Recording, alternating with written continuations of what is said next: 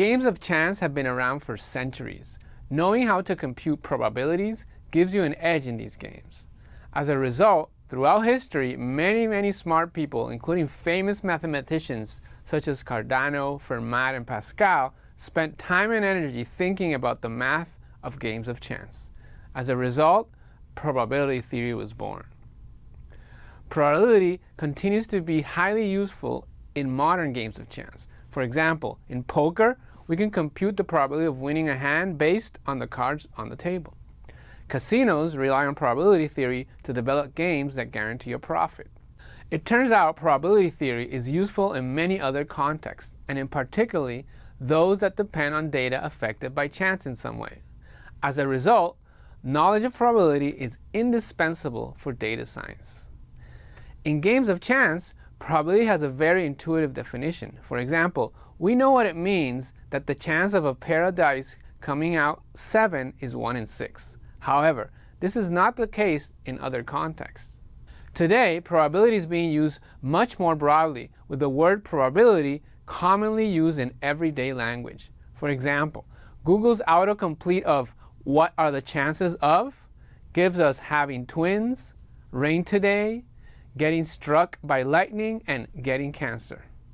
We also see the word probability used by election forecasters. In 2008, Nate Silver gave Obama a 94% chance of winning. In 2012, it was 90%. Obama won both elections. In 2016, however, Mr. Silver was not as certain and gave Hillary Clinton only a 71% chance of winning. She lost. But 71% is still more than 50%. Was Mr. Silver wrong? And what does probability mean in this context anyway? Are there die being tossed somewhere? To answer these questions, we will need to learn, among other things, some probability theory.